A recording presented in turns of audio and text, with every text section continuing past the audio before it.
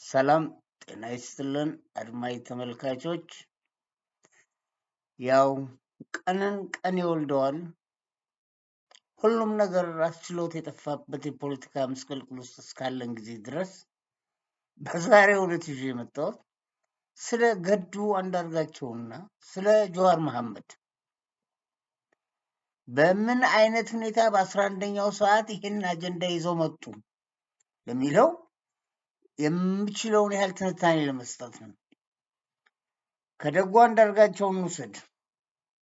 27 ዓመት በወያኔ ያን ሁሉ መከራ፣ ስቃይ፣ ሰቀቀን በአማራ ሕዝብ ላይ ሲያደርስ የነበረ ከዛም በኋላ ተንሸራቶ መጥቶ እስከ ውጭ ጉዳይ ሚኒስቴር እስከ አማራ ክፍለ ሀገር አስተዳዳሪ እስከ መሆን በዚያ አጸያፊ ስርዓት ውስጥ ያሳለፈ ሰው መጨረሻ ሲገፋው አሁን ውጭ ወጥቶ ለአማራ ሕዝብ ተቆርቋሪ ሆኖ ሲመጣ ያሳለፈውን የህይወት ታሪክ ተጠያቂነትን ረስቶት ነው ወይስ ያንን ነገር ዞር ብሎ ህዝብ አያስታውስም በማለት ነው? ትልቁ ችግራችን እኮ ፖለቲካው ራሱ ጊዜና ሰዓት ጠብቆ ህዝቡ ላይ መጫወቻ ካርድ አደረጉት እኮ። የሚያሳዝን ነገር ነው። ከተጠያቂነት ሊድን የሚችልበት ምንም ነገር የለም። ይጠየቃል። ለጠፋው ጥፋት ላጠፋው ጥፋት ሁሉ ይጠየቃል። በ11ኛው ሰዓት ላይ ተነስቶ መጥቶ ፋኖን ሰፖርት አደርጋለሁ የሚለው ነገር ማንም ተቀባይነት ሊያገኝ የሚችልበት ህይወት የለም።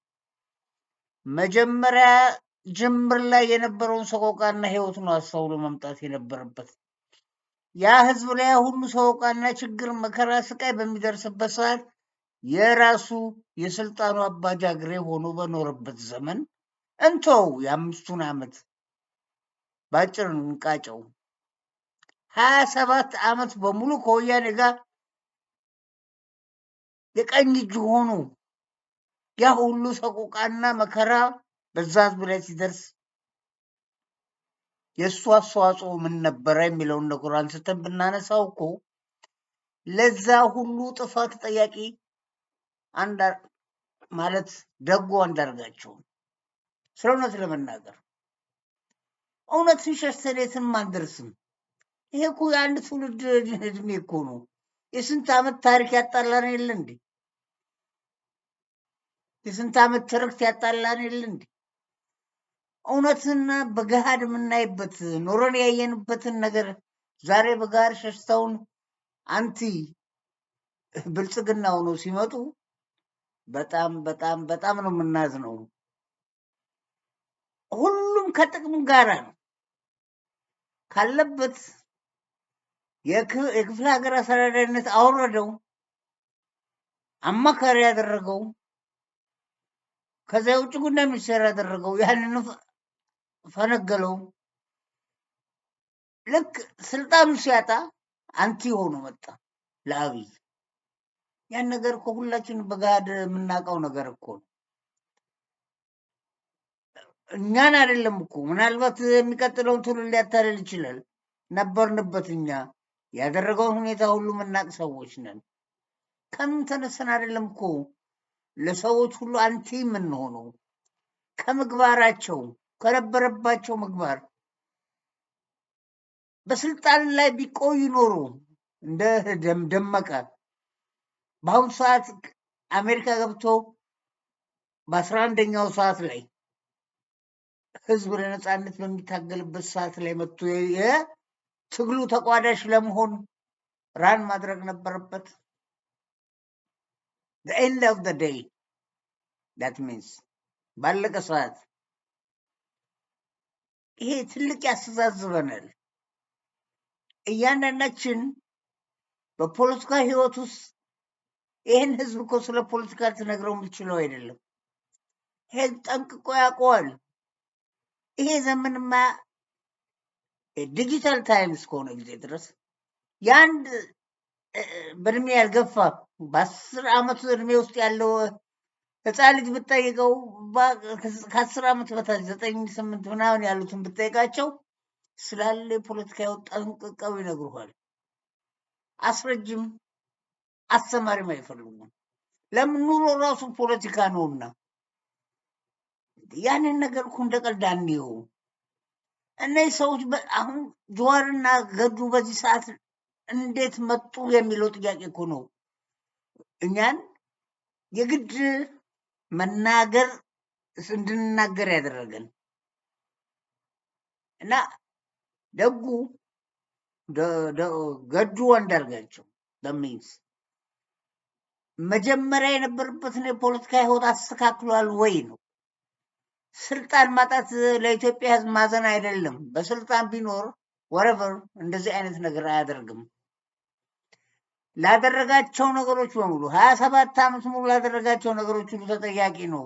አሁንም ላደረጋቸው 5 ዓመት ከሱ ጋር አብሮ ተጎራይቶ ላደረጋቸው ነገሮች ለዚህ ሁሉ ለህዝብ ጥፋት ተጠያቂ ነው። ይሄንን ማንም ሰው የማይክደው ላደረጋቸው ነገሮች በሙሉ ተጠያቂ ለመሆን ራሱን ማዘጋጀት አለበት እንጂ አሁን በ11ኛው ሰዓት ላይ ተነስቶ እኔ የዚህ ህዝብ አዳኝ ነኝ ቢለኝ ያንዳንዱ ህዝብ ይረዳው የሚችለው ነው። እኔም አይገባኝም፣ ህዝቡም አይገባውም። ያን ነው ማወቅ የሚገባን። መጀመሪያ ባለበት ስልጣን ቢቆይ ኖሮ ይሄን ነገር ያደርገው ነበር ወይ ነው እኮ እኛ ጥያቄ። ከስልጣኑ ስለተባረረ ዛሬ መጥቶ የህዝብ አዳኝ ሆኖ ስነ ጽሁፎች ምናምን ማቅረብ ይህን ህዝብ ማደናቆር አይቻልም። ህዝብ የገባው ፖለቲካ ኑሮው፣ ችግሩ፣ ማህበራዊቱ፣ ጉስቁልቁሉ ኤቭሪቲንግ ስለ ፖለቲካ ምንነት ጠንቅቆ እንዲያውቅ አድርጎታል። ያን ብቻ አይደለም ማለት የምንችለው ከሰራቸው አጸያፊ ስራዎች መካከል አሁን ገሃድ ሆኖ ወጥቶ መነጋገር እኮ አይደለም። ይሄ ትናንትና ታሪክ እኮ ነው። ያን ሁሉ ነገር ተረስቶ ዛሬ እኔ የአማራ ህዝብ አዳኝ ነኝ፣ የፋኖን እደግፋለሁ በተወሰነች ከስልጣን በተባረረበት ሰዓት ፓርላማ ላይ ወጥቶ የተናገራቸው ምናነሳቸው ወሳኝ የሆኑ ቃላቶች አሉ። ያም በመጨረሻው ሰዓት ላይ ነው፣ ሀገር ጥሎ ከመውጣቱ በፊት። ያችም አንድ ቀን ናት። ያ ላጠፋው ጥፋት ሊካካስበት የሚችል አይደለም። መጀመሪያ ይቅር ማለት የሚገባው ህዝብ አለ። ላደረገው ነገር ደግሞ ተመልሶ የማይመጣ የሰው ልጅ ደም ነውና በደም መጠየቃት አለበት። የአንድ ግለሰብ ደም ሁልጊዜ በህግ ቢኖር ሀገር ውስጥ በህግ ይጠየቃል። የስንት ሚሊዮን ህዝብ ደም ነው የፈሰሰው በሱና በመሰሎቹ። እነዛን ሁሉ አልብሶ ሸፍኖ ዛሬ የአማራ ህዝብ ትግል ደግፋለሁ ብሎ ሲመጣ ሊቀበለው የሚችል ማንም አይነት የአማራ ህዝብ እንደሌለ ግን አልተረዳውም። ይሄንን ያክል ስለ ገዱ አንዳርጋቸው ካል ወደ ጀዋር መሐመድ እስቲ ልምጣ። ጀዋር መሐመድ ከመጀመሪያው ጀምሮ እስከ መጨረሻው ድረስ ያለው የፖለቲካ ፕሪንሲፕል ምንድን ነው? ኦሮሚያ አውት ኦፍ ኢትዮጵያ ብሎ 27 ዓመት ሲጮህ የነበረ ውርጋጥ አይደለም ወይ ዛሬ ኢትዮጵያ ብሎ የሚመጣው? ይሄ እኮ ውስጡ የተተከለ የዘር ችግር፣ ጥፋት፣ ለዛ ሁሉ ኦሮሞ ጥፋት መንስኤ የሆነ ሰውዬ ዛሬ ኢትዮጵያ አውት ኦፍ ኦሮሚያ አውት ኦፍ ኢትዮጵያ ሲል የነበረ ሰው ዛሬ መጥቶ የኢትዮጵያን ስም ሲያነሳ ማን ነው የሚቀበለው? ይሄ ነው ጥያቄው። እያንዳንዱን ነገር ተንሰርሶ በመጣበት ሰዓት እኮ የምናየው ሰዓት እስቲል ያው የዘር ችግር ስቲል የተዋሃደውና የተቀረጸበት ሰው አልጸጸትም ይልሃል። ደግሞ ያም ስንት በሻሸመኔ በአዲስ አበባ በምን ያም ሁሉ በሺዎች የሚቆጠሩ ህዝብ ካጨፈጨፈ በኋላ አልጸጸትም ይልሃል። ምክንያቱም የዛ ሁሉ ደም እሱ አንድ ነፍስ ለማዳን ነው የዛን ሁሉ ነፍስ ያጠፋው። አልጸጸትም ይልሃል ዛሬ መጽሐፍ ሲያወጣ። እነዚህ ሰዎች እኮ ይሄን ህዝብ መጫወቻ ያደረጉት እኮ። አሁን ጀዋርን በኢትዮጵያዊነት መጣው ቢል ማን ነው ሊቀበለው የሚችል? መሰረቱ ማመጣጡ የዘር ችግር ተሸክሞ የመጣ ሰው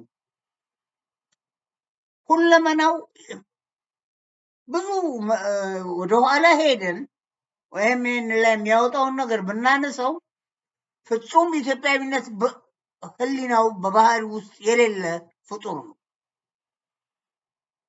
ዛሬ ጎልምሷል አድጓል ብላችሁ ልትቀበሉት፣ ይሄ ራሱ ሰይጣን ኢትዮጵያ ኢትዮጵያ ብሎ መጥቶ አይደለም እንዴ እንደዚህ የሚጨፈጭፈን? ማን ነው ከዚህ በኋላ ኢትዮጵያ የሚታለለው?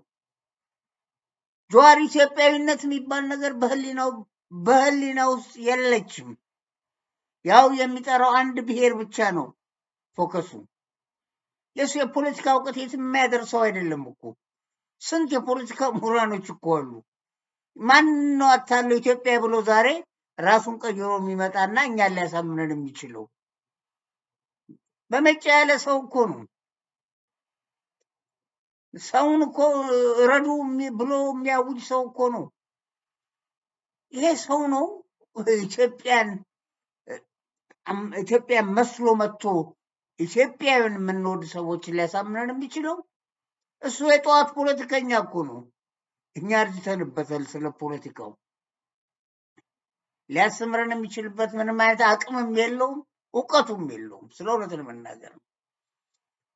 ብዙ ደጋፊ ያለው የእሱ ቢጤ ጭፍኖችን ሰበሰበ እንጂ በፖለቲካ ህይወት ተቀምጠን አብረን ብናወራ የትኛው ነው የሱ የፖለቲካ እውቀት? እውር ፖለቲከኛ እኮ ነው፣ ዘረኛ። ወይም ላይ ከሚናገራቸው ነገሮች በሙሉ 27 ዓመት ተነስተን እኮ ብንናገር ጀዋር ዛሬ ኢትዮጵያዊ ብሎ ኢትዮጵያ ልትበተን ነው ኢትዮጵያ ልትፈርስ ነው ብሎ ሲመጣ እባክህን መሰረትህን ጅምርህን እናውቀዋለንና በባህሪና በምታምነው የፖለቲካ ህይወት ሂድ፣ ከህብረተሰብ ጋር ትቀላቀል የሚል ማንኛውም ፖለቲካዊ አቋም ያለው ግለሰብ መኖር አለበት። ማን ነው የሚለውን ጥያቄ ነው አይደለም ጠይቀው እኮ እሱ ከተናገራቸው እሱ ከሚያምንባቸው እስቲል መጽሐፉ ላይ ከሚያስቀምጣቸው ነገሮች ተነስቼ ነው ይሄንን ብለው። ኢትዮጵያዊነት የሚባል ነገር በህሊና ውስጥ በሰውነቱ በባህሪውም የለም። ከልጅነቱ ከመሰረቱ ጀምሮ ጥፋት የተሰራ ሰው ነው። ፍጹም ፖለቲካዊ አመለካከቱ በአንድ የዘር ቁራኛ ውስጥ ተሰብስቦ የሚኖር ሰው ነው። ኢትዮጵያ ውስጥ ስንት ብሔር ብሔረሰቦች አሉ ብለን ብንጠይቅ 80 ምናምን ብሔር ብሔረሰቦችን እኮ ጨፍልቆ ኦሮሚያ አውት ኦፍ ኢትዮጵያ ያለ ሰው እኮ ነው። ይህን ሰውዬ ዛሬ ኢትዮጵያ ልትፈርስ ነው ብሎ ሲመጣ እንዴ እባክህ ዞር በል ነው የምለው ነው። እንዴ እንዴት ነው በቀላሉ እኮ አሁን በቅርብ ከአብይ ጋር ግንኙነት ባላቸው ሰዓት የተናገራቸው ነገሮች እኮ ብናስታውስ ራሱ ከባህሪው ከነበረው አስተሳሰብ ራሱን ያለወጠ ሰው መሆኑን ነው እኮ የምናውቀው። ዛሬ ምን አይቶ ነው ኢትዮጵያ የምትለውን ቃል ሊያነሳ የቻለው? ይህም ሰይጣን እኮ ስልጣን ላይ ያለው አሁን ጠቅላይ ሚኒስትር የሚባለው ኢትዮጵያ ብሎ እኮ ነው ኢትዮጵያ ያሳመነው። እሱ በየትኛው የፖለቲካ አቋሙ በየትኛው የፖለቲካው ችሎታ ነው እኛን መጥቶ ኢትዮጵያ ብሎ እንደገና ሊያዘቅጠን የሚፈልገው? መጽሐፉን አገኛችሁ ሰዎች አንብቡት፣ ወይም ኦንላይን ትሬት ላይ የተደረገውን ነገር አንብቡ። እስቲል የሚያቀነቅለው ስለ አንድ ዘር ነው። ይሄ ነው ስለ ኢትዮጵያዊነት ሊያነሳ የሚችለው? ይሄ ነው ስለ ኢትዮጵያዊነት መናገር የሚችለው? ስንት ኢትዮጵያ ወዳዶች እኮ አሉ ፖለቲካ ውስጥ መናገር የሚፈልጉ ስለ ፖለቲካ ውስጥ መተንተን የሚፈልጉ ከምንም አቋም በላይ ጽኑ እምነት ያላቸው ድብቅ ፖለቲከኞች አሉ። ራሳቸውን የደበቁበት ምክንያት አላቸው። ዲጂታል ዘመን ነው። በተለይ ቲክቶክ የሚባል የውርጋጦች እዛ ውስጥ እነዛ መሳል ሰዎች ሊገቡ ያው ይዘለፋሉ፣ ይሰደባሉ። ስለዚህ ሚዲያ ላይ ብትወጣ እያንዳንዱ በየግሉ የራሱን ሚዲያ እየከፈተ በግለሰብ ደረጃ ከአቅሙ በላይ ትልቅ ችሎታ ያላቸውን ሰዎች ይዘልፋል፣ ይጥላል፣ ያነሳል። ስለዚህ እንዴት አድርገው ነው እነዚህ ምሁራኖች ወጥተው እነዚህ ደፋሮች ናቸው። ለምን ለጥፋት ስለመጡ የእነሱን ጥፋት እንዲከተላቸው ማለት ሰዎችን አብረው ኦርጋናይዝ ያደርጋሉ። ትክክለኞቹ ኢትዮጵያኖች ግን እዚህ ሚዲያ እንደዚህ ዩቱብ ላይ ምናምን ቲክቶክ ላይ ምናምን አይወጡም። ለምን? ክብራቸውን ይጠብቃሉ። ወጥተው መሰደብ አይፈልጉም። በተለይ ቲክቶክ የምትሉት ውርጋጡ ሞባይል የለው ምኑም ወጣ ፍጹም ከፖለቲካ ህይወትስ ፍጹም ከአንድ ጆርናሊስት የማይጠበቅ ቃላቶች ነው የምንሰማው። እንዴት አድርገህ ነው አዋቂዎቹ ወይንም ስለ ፖለቲካ ትንታኔ የሚሰጡ ሰዎች እንደዚህ አይነት ሚዲያ ላይ ወጥተው ሀሳባቸውን የሚገልጹት?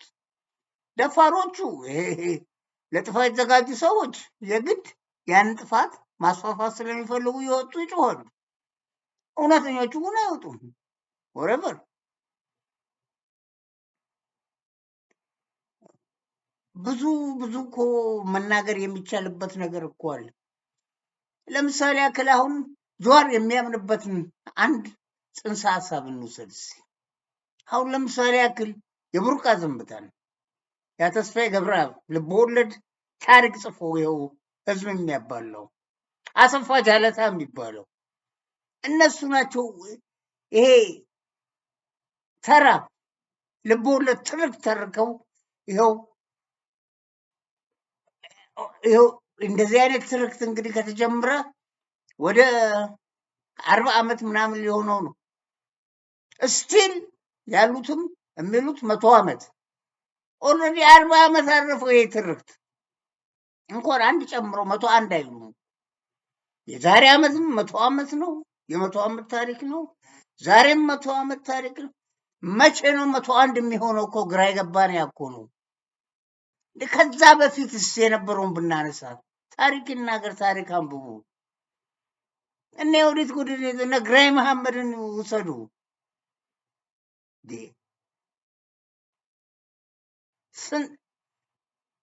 ከዛ በፊት የነበረውን ነገር እኮ ብናነሳው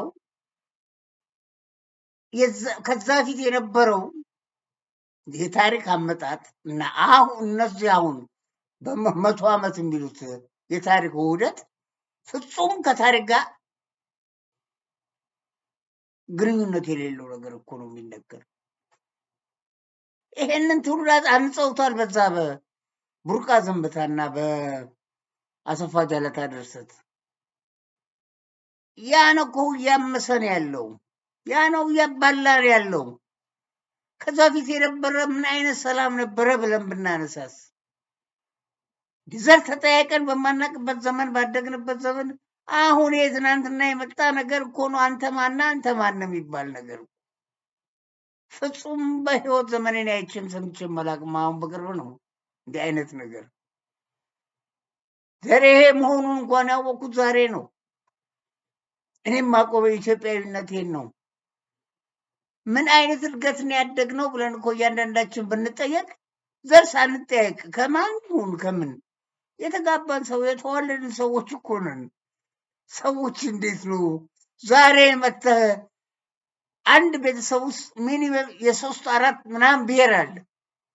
እንዴት አድርገህ ያንን የተወለደ ህብረተሰብ ነጣጥለ ከፋፍለ የምታስቀምጠው? እንዴ ትልቅ ነውር እኮ ነው። እንደዚህ አይነት የብሔር ጥያቄ እኮ የሚነሳበት ዘመን እኮ አይደለም። ተመለስን እኮ ወደ 16ኛው ክፍለ ዘመን። አሁን ያለንበት 21ኛው ክፍለ ዘመን እኮ ነው። እዚህ የምንኖርበትን ሀገር የስንት ዓለም ህዝብ ተሰብስቦ አብረህ እየበላ የጠጣ ትኖራለህ። እዛ የተወለድከውን ህዝብ ዘር እየቆጠርክ የምትጋደልበት ዘመን እንዴ ትልቅ ነውር ነው።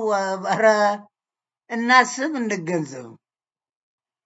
ኦኬ ኢትዮጵያ እንደ ሌሎቹ እንደተበታተኑ ሀገሮች ለመበታተን ከሆነ አንተም አትኖራት እኛም አትኖራት ዳሴት አገሪቷ ምድረ በዳ ትሆናለች ማለት ነው።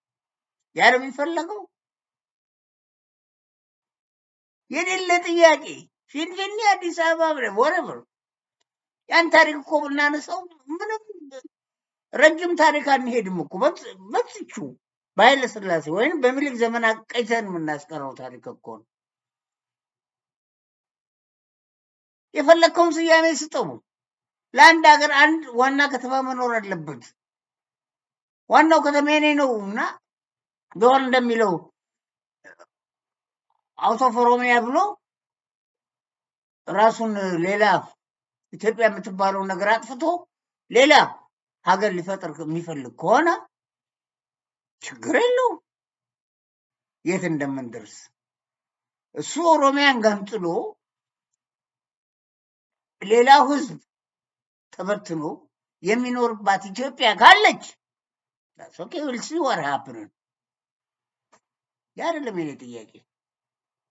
የማይሆን ነገር ለምን ይሞከራል?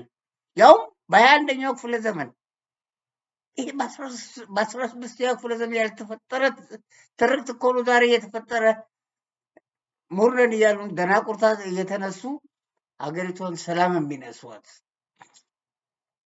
ብዙ ብዙ ማለት እኮ ይቻላል። ታሪክን እኮ እናንብብ። የመቶ ዓመት ታሪክ ብለው ሲናገሩ እኮ ነው በቃ ሸሪት ዳውን። ኢትዮጵያ የ3000 ዓመት ዘመን የ3000 ዘመን ታሪክ ያላትን ሀገር የመቶ ዓመት ታሪክ ይልሃል መጥቶ የት አስቀረው? 2299 እንዴት አይነት ጣጣ ነው! እንደው በቀላሉ እንደው እኮ ከኛ አያቶች ከኛ አባቶች እንኳን ብንወስድ እኮ ማን እንጠራለን እኮ አፄ ምኒልክን፣ ኃይለ ሥላሴን እኮ ከዛ በፊት የነበረው ታሪክ የነ ዛጉዌን፣ የነ ሰለሞን፣ የነ ላሊበላን፣ የነ አፄ ፋሲል፣ የነ ዮሐንስ የትግራይ ለቱርክ ምጽዋን ሸጡ የሚባሉት የትግራይ ንጉስ፣ እነሱን እኮ ስናነሳቸው እነሱ ሁሉ ጠፉ፣ በቃ ተደመሰሱ።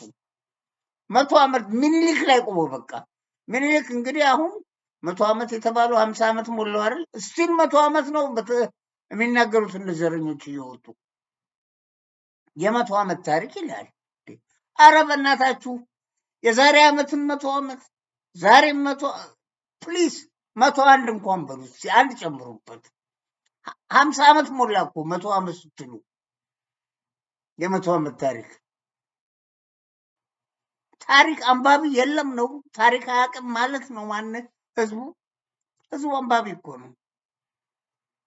ታሪክ እናንብብና የኢትዮጵያ መሰረተ ታሪክ ምን ይመስላል የሚለውን ነገር መጀመሪያ ጠንቅቀው አውቅ። የ100 ዓመት ታሪክ ከምትል ኢትዮጵያ 3000 ዓመት ታሪክ ያላት ናት።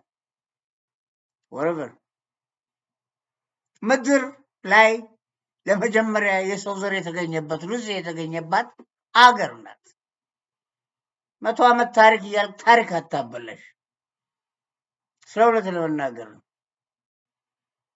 አንድ ነገር እኮ አንስተን እኮ የምንጮኸው የምንጨፍረው እኮ መጀመሪያ ታሪክን እናንብብና ከታሪክ በኋላ 100 ዓመት የሚለውን ታሪክ ለኢትዮጵያ የምትሰጥ ከሆነ ከዛ ፊት ያለችው ኢትዮጵያ አልነበረችም ማለት ነው። የት አይነት ጣጣ ነው ሰዎች ባካችሁ። አሁን እኮ ቅድም ተናግሬዋለሁ። ተስፋዬ ደበሳይ ቡርቃ ዝምታ፣ ተስፋዬ ገብረአብ የቡርቃ ዝምታ ትናንትና እኮ ነው በደርግ ጊዜ የጻፈው። ያ ዋናው አሰፋ ጀለታ የሚሉት ይሄ ልቦለድ ትርክት፣ ያልተፈጠረ ትርክት ምኒልክ ጡት ቆረጡ ይልሃል። ፍጹም ከእውነት የሸሸ ከእውነት የራቀ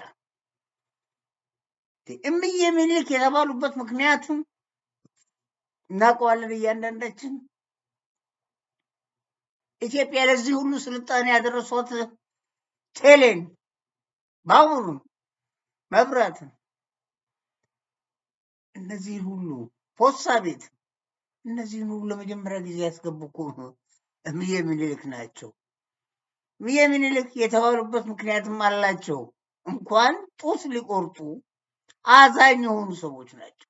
ገዳይም በእውነት አትግደል እኔ ጋ አቅርበው የሚሉ ሰው ናቸው።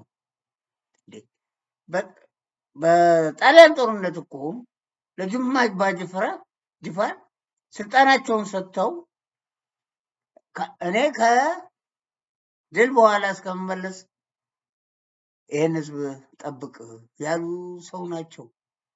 እንውሰድ እነ ፊታውራሪ ሀብተ ጊዮርጊስ ነግዴ፣ ሌሎችን ኦሮሞዎች መጥራት እንችላለን እኮ። እነዚያ ሁሉ ስልጣን የሰጡ ሰዎች ደጃዝማች ግራዝማች ያሉ ሰዎች ሰው ናቸው እኮ። ኦሮሞን ለይተው ያጠቁበት ሰዓትና ጊዜ የት እንደሆነ እንደው አንድ ፍንጭ እንኳን ባገኝ እኮ ትልቅ ነገር እኮ ነው። ይሄ ትናንትና ድርሰት የአንድ ግለሰብ ድርሰት እንደ እውነት ተነግሮ ለምሳሌ ያክል እንውሰድ። በዛች በሸዋ ዙሪያ ማለት ሜጫነቱ ለማግኘት 1 ሚሊዮን ምናምን ህዝብ ጠፋ ይላል። እዛ ቦታ ላይ ግፋ ቢል 20 ዛሚት 10,000 ህዝብ የለም በዛ ዘመን። ያን ጠቅላላ የኢትዮጵያ ህዝብ ብዛት እኮ ነው የሚነግሩ። 10,000 የማይሞላ ህዝብ አለ፣ አይሞላም እዛ ቦታ ላይ ሜጫነቱ ለማለት 1 ሚሊዮን ከግማሽ ተጨፈጨፈ ይልሃል እዛ ቦታ ላይ። ከህዝብ ብዛት አንጻር የምናየው በዛ ዘመን የነበረው የህዝብ ብዛት ስንት ነበር? በኃይለ ሥላሴ እንኳን 25 ሚሊዮን ነበር። በምኒልክ ጊዜ 450,000 ህዝብ ነበር። ጠቅላላው በኢትዮጵያ ግዛት የነበሩትን እኮ ስንቆጥር ሜጫነቱ ለማለት 1 ሚሊዮን ምናምን ከየት መጣ? ከየት መጣ? ተፈናቀለ ይላል። ከየት መጥቶ? የህዝብ ብዛቱን እስቲ ቁጥሩን እንየው። እንዴት አይነት ጣጣ ነው! ሰዎች እኮ ወይ ታሪክን ማገናዘብ ወይ ታሪክን ማየት ወይም ካለንበት ከነባራዊ ሁኔታ ተነሰን የነበረውን የህዝብ ብዛት እንኳን ቆጥረን ብንናገር ደስ ይላል። የኢትዮጵያን ህዝብ የሚያክል እኮ ነው 1 ሚሊዮን ግማሽ 1 ሚሊዮን ከግማሽ ማለት የሜጫነቱ ለማ ህዝብ ጠቅላላ የኢትዮጵያ ብዛት ማለት እኮ ነው። እንዴት አይነት ጣጣ ነው ሰዎች! ነገርኳችሁ እኮ በኃይለ ሥላሴ ራሱ በመጨረሻው ደረጃ ላይ 15 ሚሊዮን ነበረ። እንግዲህ በምኒልክ ጊዜ አስቡ ስንት እንደነበረ።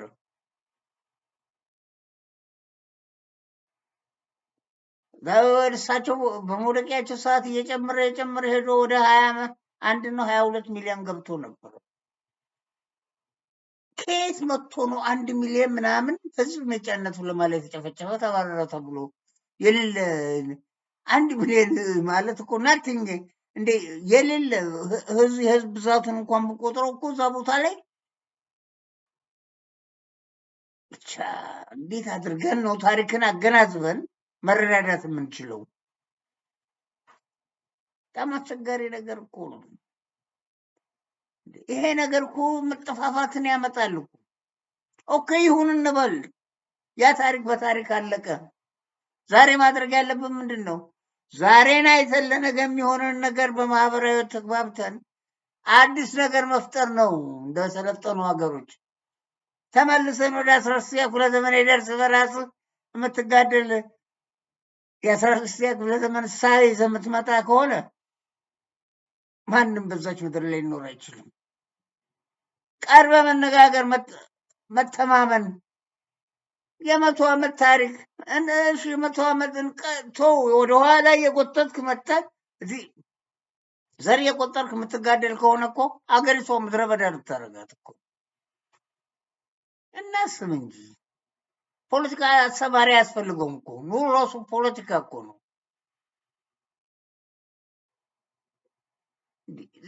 ደግሞ እኮ በጣም የሚያሳዝነው እኮ ፕሮፌሰር ነኝ ይልሃል፣ ዶክተር ነኝ ይልሃል። ይሄንን የሞተ የ16ኛ ክፍለ ዘመን ታሪክ ጎትቶ አምጥቶ እንደዚህ አይነት አጸያፊ ቃል ይናገራሉ። ኦኬ፣ አዲስ አበባ ናት ችግሩ ነው ወይስ ጠቅላላ ወደ አንድ ብሔር ለመጠቅለል? ያ ሊሆንም የማይሆንም ነገር ነው። መተላለቅ ነው የሚያመጣው። ሰላም ፍለጋሽ የምትፈልጉትን ውሰዱ ብትባሉ ያችን ሀገር ያችን የተቀናጠበች ሀገር ወስዳችሁ ምንድን ነው የምትፈጥሩት? በስንት በ130 ሚሊዮን ህዝብ መካከል ተዋልዶ ተካብዶ ለዘመናት የኖረን ህዝብ እንዴት አድርገህ ነው ነጣጥለህ የምታስቀምጠው? ወረበር ይሄ አንድ ችግር ለመፍጠርና ወይም የስልጣን ጉጉት ካልሆነ በስተቀር ይሄ ገሃድ የወጣ ማንም ህፃን ልጅ ሊረዳው የሚችለው ነገር ነው። ምክንያቱም ዘመኑን ነው ማየት ማዋጀት ያለብን። ያለንበት እኮ በጣም የስልጣኔ ዘመን እኮ ነው። 21ኛ ክፍለ ዘመን ላይ ነው ያለ ነው። እኛ የምናስበው እኮ እንደ 16ኛው ክፍለ ዘመን እኮ 16ኛው ክፍለ ዘመን ላይ ይሄን ያህል ጥፋት ጠፋ ተብሎ አሁንም እኛ ሪቬንጅ መውሰድ የሌለ በትምህርት ውጭ እኮ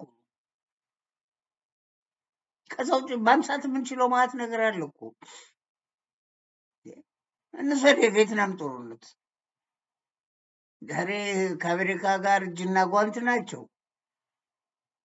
ይሄ የ100 ዓመት ታሪክ እንደምትሉት አይደለም። በኢኮኖሚ የትና የት ደርሳለች። ከአሜሪካ ጋር የቢዝነስ ኮኔክሽን አላቸው። ወረበ ስንት ነገር ነው አሜሪካ ቪየትናም ገብታ የሰራችው። በሰው ሀገር ነው የምንለው። ዛሬ ግን ተቆራኝተዋል። እንውሰድ በቅርብ የምናውቀው የሁቲና የቱሱን በዘር ነው አይደል? ያው ጭፍጨፋ መጨረሻ ላይ ግን ማንም ሰው ያን ዘር ችግር እንዳያነሳ በህግ ተወሰነ። አሁን በሰላም አብሮ ይኖራሉ። ይህን ህዝብ እኮ ልትነጣጥለው የማትችለው ነው። ስንቴ ነው መናገር የምንችለው? የተጋባ የተወለደ ዘር ማንዘር የቆጠረ ነው። ወይም ስጋ ጥፍር እየቆረጥክ ወይም ጣት እየቆረጥክ ልታኖረው ነው ይህን ህዝብ በዘር ከፋፍለ? አስቸጋሪ ነው ለመናገርም ለትንታኔም ይከብዳል። ይሄ ኋላ ቀር ነው፣ የሞተ ነው። የዓለም ህዝብ እየታዘበን ነው። ኢቭን አጠገባችን እነ ኬንያን እኒሲ ሰዎች ኬንያ ፕሬዚዳንቱ እንዴት ነው አንገብግበው ራይት አዌይ ያጸደቀውን ያሻሩት። ኢትዮጵያ ውስጥ ግን አይቻልም። ምንድን ነው ነገሩ? እኮ ግራ ገባል። ኢቭን ሰላማዊ ሰልፍ ማድረግ አይቻልም በአሁኑ ሰዓት። ተመለስን እኮ ወደ 16ኛ ክፍለ ዘመን። እስከ መቼ ነው የምንጠፋፋው? እኮ ነው የኛ ጥያቄ። እኛ እኮ ኦልሬዲ በጣም የሚያሳዝነው እኮ ለፈጠርናቸው ፍጥረቶች ሁሉ እዳ እየሆንን እኮ ነው። የሚቀጥለውም ትውልድ ያንተን ይህን የሻገተ ፖለቲካ ተሸክሞ ሲባል ላይ ኖረን ማለት እኮ ነው። እንደ ትንሽ ግንዛቤና ሀሳብ ይኖራል። እኔ አሁንም ሞቅ ሰው እዚህ ቦታ ላይ ምሁራኑ ብለው በዚህ በዘር የታጠሩትን ሰዎች ስም መጥቀስ አያስፈልግም።